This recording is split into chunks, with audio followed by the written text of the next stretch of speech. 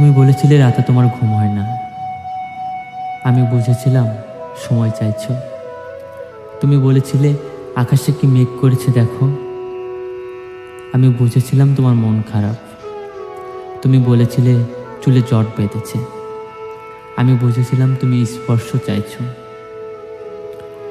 তুমি বলেছিলে আজ বিকেলে তুমি বারান্দায় থাকবে। আমি বুঝেছিলাম সাক্ষাৎ চাও। তুমি বলেছিলে অন্ধকারে আমার বড্ড ভয়।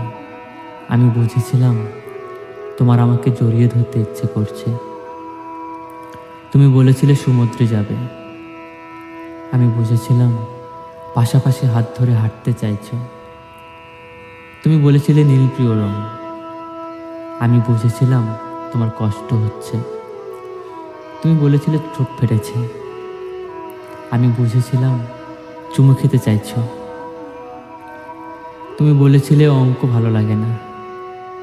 আমি বুঝেছিলাম তুমি কবিতা ভালোবাসো।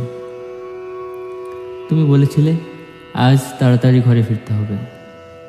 তুমি বলেছিলে এই হুটহাট দেখা করা, অসময়ে ফোন করা আর তোমার ভালো লাগছে না। আমি বুঝে গিয়েছিলাম বিচ্ছেদ চাইছো।